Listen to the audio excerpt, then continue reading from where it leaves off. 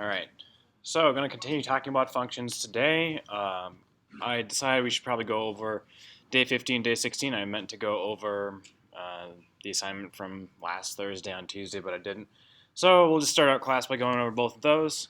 I wanted to kind of go over the Linux command line fundamentals leading into our multi-file program. So right now, the only thing we've done is had programs that have been in one file, but one of the things we can do kind of augmenting functions is splitting up our programs into multiple files, something I should just kind of want to get you acquainted with.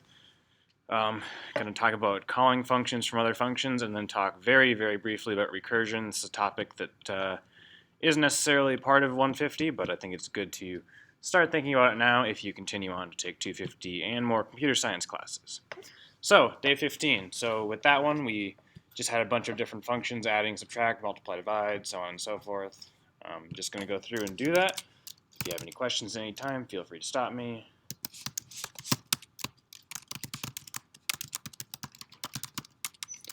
So we'll go through and I'll just write all the functions really quick. So we have add, so we take a left hand, a right hand, and then we return the result of that operation. Pretty straightforward. If you wanted to have some sort of intermediary variable, you could have like res, and you could say res equals left side plus right side, and then return res. Now you could simplify that down if you wanted to. There's no need to have an intermediary variable like that. You could just say return L hand plus R hand. That's completely valid. So from our main, that would look like this. We would say we need to have a variable to store the result from our function call. So we would say res equals add, and then we can just give it two numbers for right now, and then we will print that out.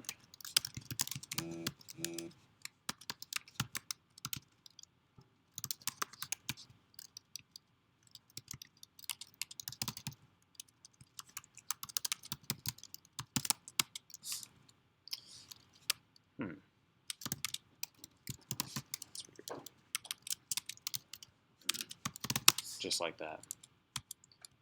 And remember, just again, I can say this a million times and people will still forget this. Remember that this number right here, if this is, it can be a number, it can be a variable, it can be another function call that returns a value. Anything that gives results in a value can be specified here. So again, we can specify this. We could say int a equals 10, int b equals 10, or 20. And then replace these numbers with those variables, and we'd still have the exact same result. So again, remember that no matter what we do inside this function, even though we're passing this value, the value stored inside A, into this function, even if we modify L hand, let's say we went L hand plus equals 10, the value of A would still be 10 after this function call. So again, just remember it over. I have to say it over and over again because it's a difficult concept at times, but whatever values you're passing in, they don't change. You can change the values locally inside this function here, but these variables that are storing the values that are passed in are completely different variables, and we're just copying the values. But when we return from the function, we don't copy the values back to the original variables that we passed in. So anyway, continuing on, I'll just copy these down for all the other ones. Change the names. So I'll just shorten it to sub minus mul times and div. So those are all those. I won't go back and I won't do all of them, or actually call all of them. It'll just take too much time. So the other ones I want to talk about were the is larger, is smaller. So remember for this one, all we wanted to do is return true or 1 or 0 or false when the left hand is greater than the right hand, and the other way around for is smaller. So let's say is larger. Same setup, L hand, int R hand, So all we do is say if L hand is greater than R hand, return true. Otherwise, we're going to return false. Now, I saw this a little bit. Again, just think of this true, this equates to 1, this false equates to 0. So in that sense, you don't have to have the bool return type from this function. You could have an integer return type that's completely valid. Or you could do something like this. Instead of saying true, you could say 1. Instead of saying false, you could say 0. That's also completely valid. Yeah. So then do the is smaller code. Just take that down.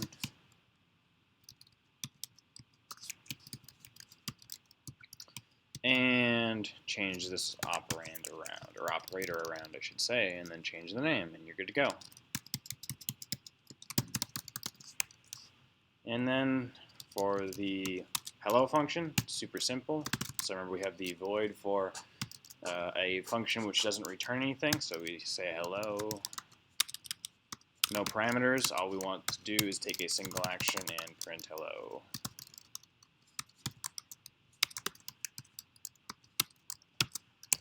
And that's for that. Was there anyone? I don't think there was anything else. There might have been one or two other ones, but I think that was about it. Is even. We've talked about that one before. So I'll just copy down the same structure.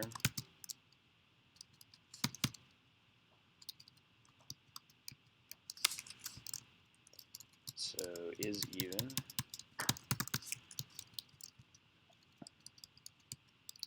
Only have one parameter to this function, though. That's the only difference. So you say L hand mod 2. So again, we divide something by 2. And if there's no remainder from that operation, then it is in fact even. Then we return 0 if it's even, or we return 1, or true if it's even. If this condition executed to be true, we return 1, otherwise we return 0. So, now just a little reminder, with these single statements, something you can do is simplify this code down a little bit. With one single statement that's to execute with an if condition, you don't have to put brackets. They're completely optional, but you can't do something like this.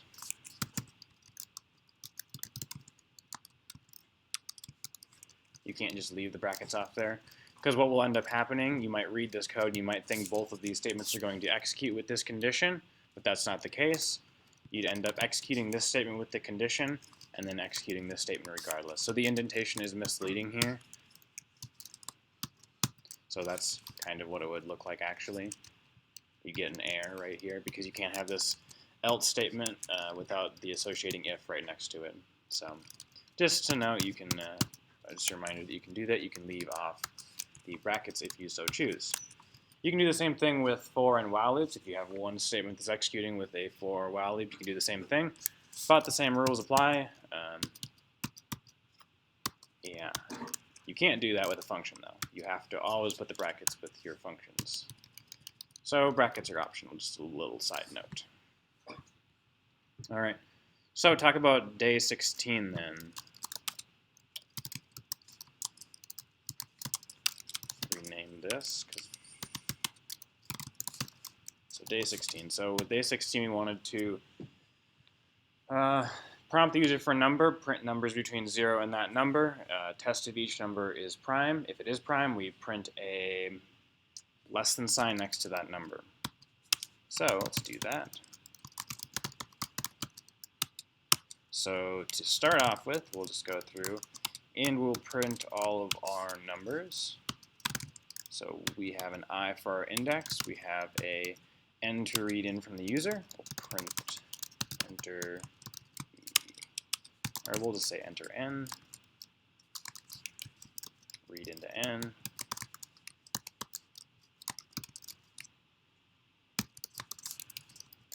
And then we'll say for I equals 0, I is less than n, increment, and then for each number, print the number, print the new line, and then at the very end return 0. So that's the very basics of printing 0 through n.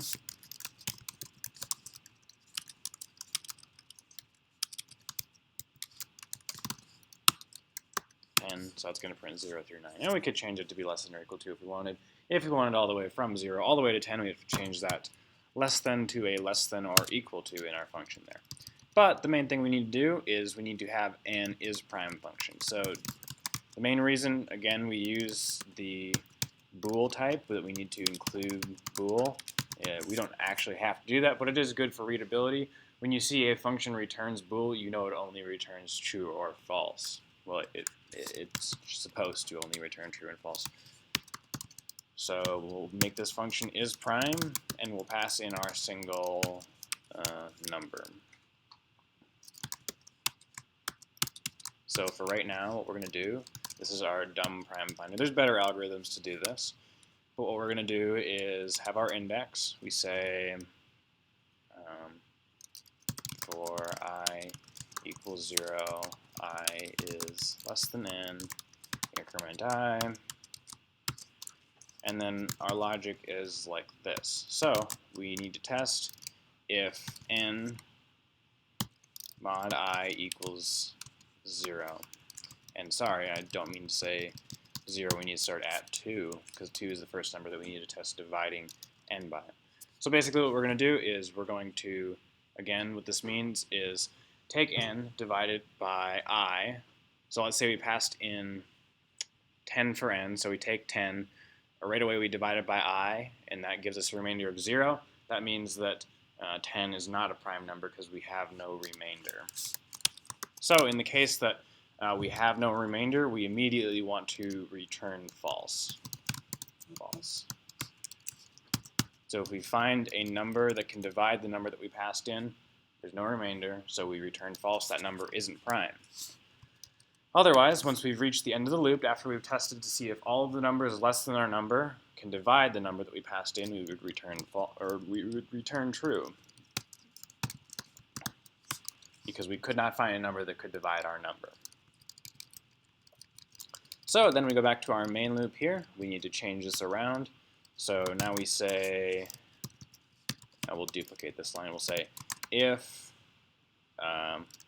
isPrime I,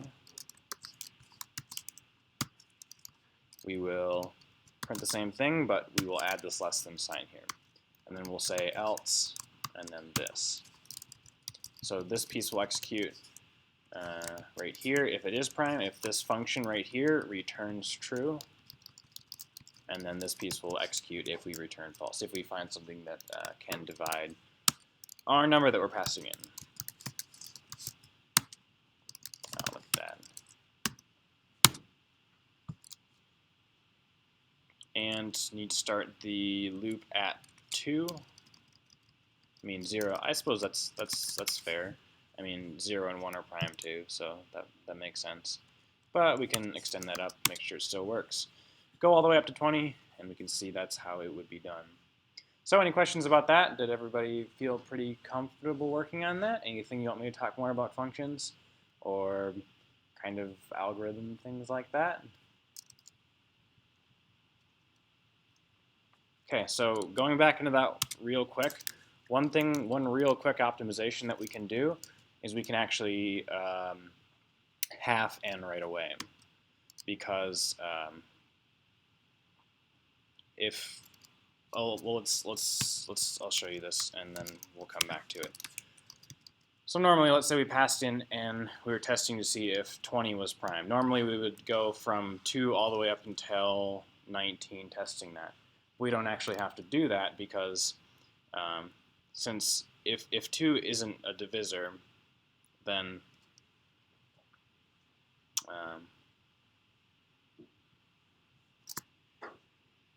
basically you have to have some number times some other number, and the bigger number had to be times by a smaller number. So that's how that would work. You could immediately divide n by 2 and cut the number of loop iterations in half. Sorry, I'm not a math person really, so I don't really know all of that. But this has been told to me before that you can do this, so take my word for it. Let's do this and test it out. Okay, so we missed 19. No, 19. Well, did I miss 14s? I think you have to do +1. You have to do n divided by 2. We have to change this to be less than or equal to. I think that's what we need to do. Or not. Okay, well, it worked before. So there's methods you can simplify it with. Find some code on the internet that works. That's all I have for you. So that's it for the in-class assignments. So I just want to continue on and review the Linux command line fundamentals some more. So when you log into your system, remember that there's a bunch of different commands you can use. Most of the time you probably just use nano, and that's gotten you by. You've used GCC to compile your programs. But do remember there's a whole bunch of different things. So remember you can make a directory with mkdir and then the directory name. So mkdir, your directory name. Then you can cd into that directory. And then when you ls, so remember ls is list all your files. So when you go into that new directory, there isn't any data. If you get somewhere and you don't know where you are, you can just hit cd and you'll return to your home directory. So remember you can type ls to show all your files there. A couple other things, you can do ls-l to show some more details. So these are all the permissions that apply to that file, who owns that file, the group that owns that file, the size of the file, and when that file was modified. If you want to change that data to be a little more useful, you can say ls-l-h. And what that will do is it will convert this size column to something in human readable format. So you can see that this is 4 kilobytes instead of 4,096 bytes. So it'll just convert it to a more reasonable size. So we can cd into our directory. So let's say we have a file. Then we close, or I'll put some text in it. So we have my file there. Let's say we wanted to rename that file to something else. So we say mv my file and my file 2, and that renames it to my file. So one of the things to note about the Linux file system versus the Windows file system, so in the Linux file system, moving something is the same as renaming something. So this operation is the same. Like in Windows, you might say, from the command line at least, you might say like rename this file into that file. And you might say move this file into that file. But from the Linux perspective, we use the mv command for both moving and renaming operations. So that's one important thing to remember. So let's say you do have this my file 2 and you want to make a backup of that file. Let's say you've been working on a program and it works well, but you're afraid something's going to crash, you're going to mess something up. Remember that you can always copy a file with the cp command. You can say my file 2 dot back or something, and now you'll have 2 copies of that file. So let's say you're in your home directory. This is one that I like to do. And you have a bunch of different files, and you don't really want to work with them anymore. So one of the things you can do is, well, I'm going to go in a different file because I want to keep those. So let's say I have all these different files, and you just want to clear out your directory, and you want to save everything, but you want to clear out your directory. One of the things that you can do is mkdir, and then make an old directory. And then you can say mv star, and then old slash. So when we say star, that will take all of the files in our current directory, and it will move them all under the old directory. So now when I ls, all I have is this old directory. I cd in there, and we can see that we have this day 15, that day 16, which originally were up in our main in-class folder. So if you got a lot of clutter, you want to clear things out, you can always make a directory and then just say mv star old slash. So when we say star,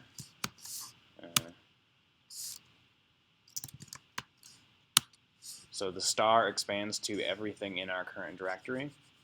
let's say we wanted to say everything inside this old directory from a directory above that directory. What we could say is ls old star, and that would show us all of the files in that old directory. I mean, with ls, it's automatically built in where you can specify a directory like that. But let's say you wanted to display all of the files inside that old directory. A program that you can use to immediately display something to the screen is cat. So you could say cat old star.c. So that will select all of the files that end in the C extension, hit the enter, and that will display all of the C programs to the screen. You could do something like, if you wanted to edit all of your files, you could say nano old star.c. It will open up one, you control X, it'll open up the next, and you can go through them just like that.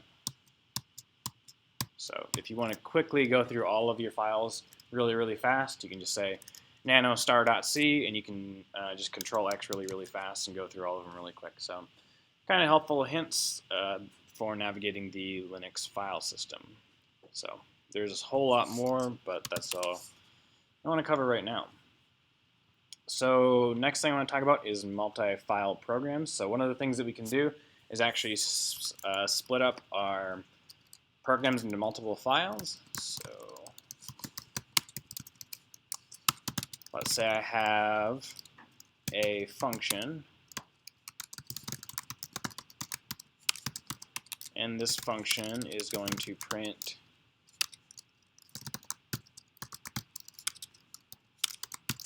n to m. So we'll just have a parameter n, parameter m, and then what we're going to do is set I equal to n, say I is less than or equal to m, increment I,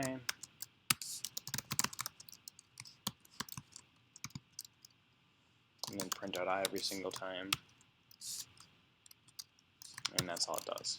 So it just prints n to m. So just write a quick little main program, or a main function, to call that really quick. Make sure it still works.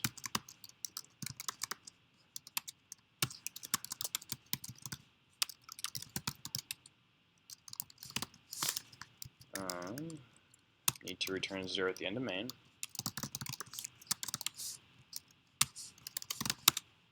So that will print 10 to 20. So let's say we have this file with no main function in it. There's no entry point for the system to detect where to start processing that. So when we go to compile that program, what's going to happen is we are going to get this error. It says undefined reference to main. That means there's no main file, or there's no main function in that file, and the computer doesn't know where to start executing. And that's fine. That's where we're going right now anyway. So let's make another file, call it main.c. And in that file, we'll have our main function, and then we will call print n to m 1020, return 0. So if we try and compile that main function, what's going to happen is it's going to say undefined reference to print n to m, because we don't know where that is. But one of the things we can do with GCC is actually provide multiple files. So we can say fn.c and then main.c. So what will happen is GCC will process fn.c first, and then it'll process main.c second. So this time, things are a little bit different. We just get a warning. Right now, I suppose I should talk about that today too. Right now, this program does work though, so we still get 10 through 20.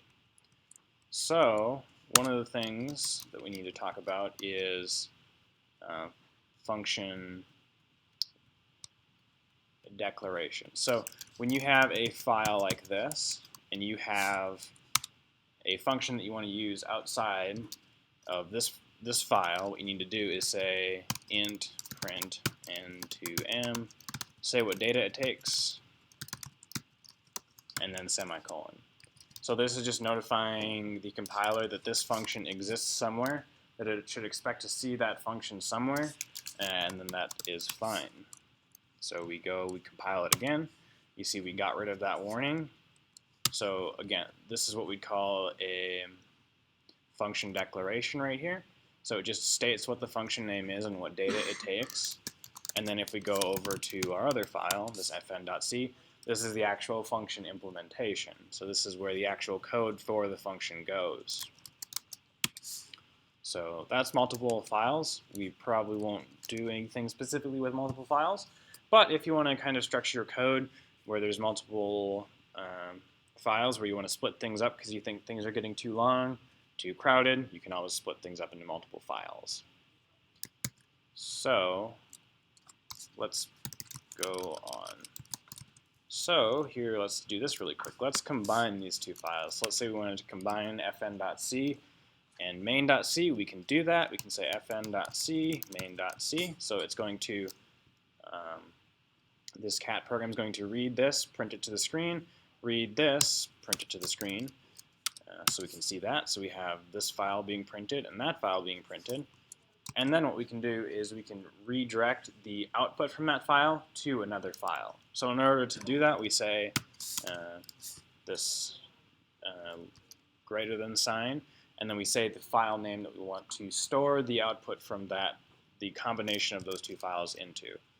So com.c. So now if we open up that file, we can see that both of those were combined into it. So next thing I want to talk about is calling a function from inside itself. So one of the things you might want to do is, let's say we wanted to this would be tricky. We'll just do it once. We will print n2m. Let's do it 10 and 20. So there's something wrong with that, but I'll come back to it later. Oh, I guess it's going to allow us to do it anyway. I didn't expect that. So what's going to happen now is it's going to do this. It's going to print infinite numbers, basically. It's going to continue what we call recursing until the program finally crashes.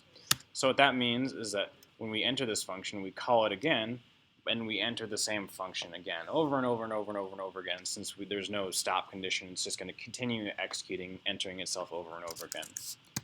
Now, traditionally, I don't know why this isn't the case now, it just happens to be the case. Traditionally, when you've used a function inside itself, what you need to do is use that same declaration, or forward declaration, we would call it in this case, to declare what the function will look like before we use it. So we have to have this forward declaration in order to let the function call inside itself know what it's going to be like when we use it. But that's not the case here. So you can call functions inside themselves. So I might come back to that later. But more importantly, okay, here's the case. This is the case when we need to have this forward declaration for sure. So I'll comment it out really quick. And then we'll say do print. And this is just a function that will spawn this n to m, give it 10, 20. And then instead of saying print n to m right here, we'll say do print. And go ahead and compile that. And here we get a bunch of warnings. So it says implicit declaration of function print n to m, conflicting types, a whole bunch of different things. So the problem with that, this is the case where we need the forward declaration because the actual function implementation came after its use. So we uncomment that, recompile it. Now it compiles perfectly fine because the compiler knows that eventually it will see a function called print n to m with two parameters, int n and m, and it knows that this is perfectly valid code. It will find this function later. So let's say you gave it a forward declaration, but you didn't actually do the function. So we're going to get a slightly different error. It's very less verbose. It will just say undefined reference to print n to m. So when you forwardly declare something like this, The compiler expects to see it eventually, and if you don't ever put it in there, it will let you know that it couldn't find it on compile time. So if you need to use a function inside another function, so the whole reason we need to do this again is because we use the function before we declare it. A simple way to solve this in this case would be to take this and put it below here. That would solve our problem too, because our function is implemented and declared before we use it. All right. So this is, I don't know. I want to talk a little bit more about recursion. I think it's an interesting topic. We won't have any test questions or anything about recursion. Won't really have to work on it in any of your assignments, but I think it's good to kind of get an interesting introduction to it. So we'll have n to m, or we'll do 0 to n.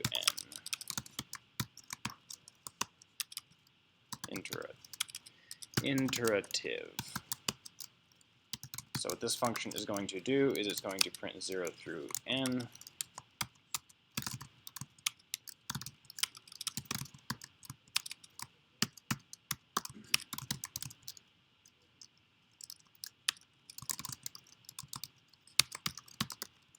And not less than 10, less than n, less than or equal to that.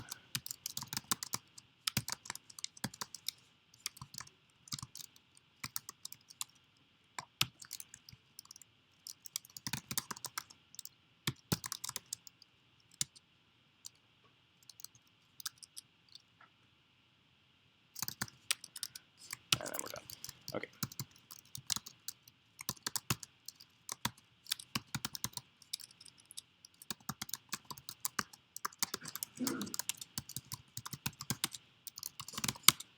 So 0 to 10. Okay, so that's our iterative way of doing it. So when we say iterative, I mean we have a for loop and we go each step of the way.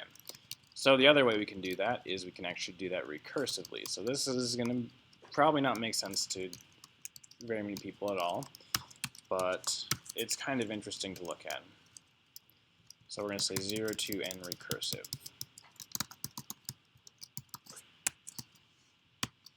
So when we're doing something recursively, we take an action and then we call the same function again. So in order to print 0 to n recursively,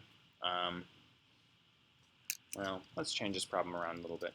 It's a lot easier when we're working with this to print from n down to 0, so I'll just change that around. So our function name's not going to match up, but that's fine.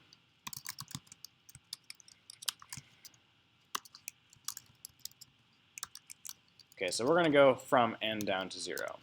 So basically, if we wanted to go down from n to 0, what we could do is, my lines are off here. So at the very beginning, we could print, oh my goodness. Okay, so print one number. We print the n that was passed in. That would be the first number starting out.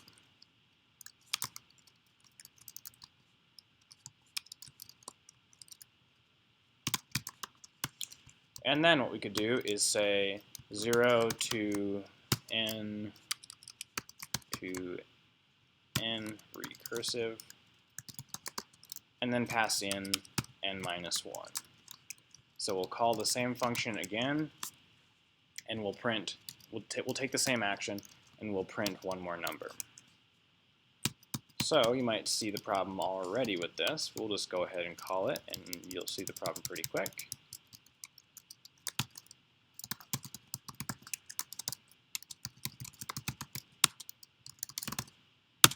So we end up with our numbers going down forever and ever and ever and ever and ever, until we finally segmentation fault at the end because we ran out of memory.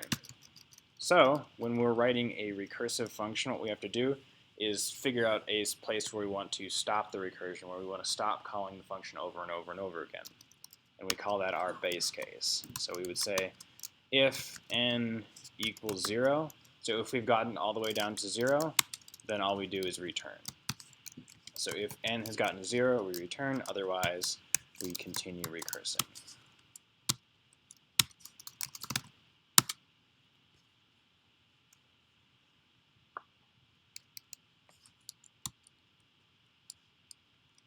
that didn't do what I wanted it to do.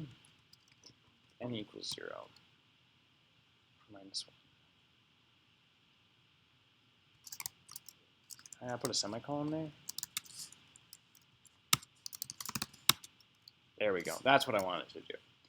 So that's how we would do this recursively. So just think about that as every time that n isn't yet 0, we call the function again, providing n minus 1. So every time we call the function, we go n minus 1. So I'm going to do some magic here, hopefully, and I'm going to try and show you what's happening. If I can do this.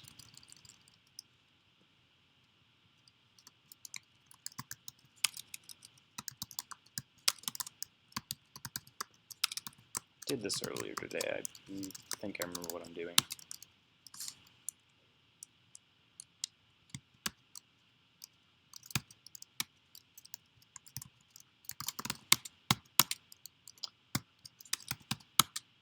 All right, so let's look at this. So when we first start out, we are at our main function right here, and we call 0 to n recursive. And at that point, n is equal to 10. So we call 0 to n recursive again, n is now equal to 9. So every time we're calling this function, we're printing what n is every single time. And we're calling, again, n minus 1 every single time. So you see we go all the way down to 0 here. So once we reach 0, we get to that if n equals 0 state, and we stop, we return, and then what happens is we come back up all of our functions. We return, we kind of cascade all the way back up, and then finally we would return to main. So that's kind of an explanation of what's happening. Recursion is a really cool topic. People get really annoyed by it in 250 because it's tricky, but it's kind of important to think about from a sense that that's one of the main things that functions are really eventually used for, that are really important, is implementing recursive things like that. So when you hear recursion, just think of function calling itself over and over and over again until it reaches some sort of base case that it can stop. So if anybody wanted to do anything recursively, I think it's fun, kind of, when you have an iterative problem like this with a for loop and you wanted to convert it to sort of a recursive problem. It's certainly a different approach, and it's very useful in certain circumstances. So play with that if you're interested. If you're not, that's also fine. Anything else I want to talk about today? No, I think that's all I have for you today. This is the last day we're going to spend talking about functions. If you looked on D2L, I'd ask that you read the next chapter, chapter 6, about arrays. By Tuesday, we're going to start talking about arrays next Tuesday. Spend a week, maybe a week and a half on that. Then we got strings for another week and a half or so. And then we will work on projects, work on some other non-C related topics, looking at some other languages. Probably have a quiz upcoming soon.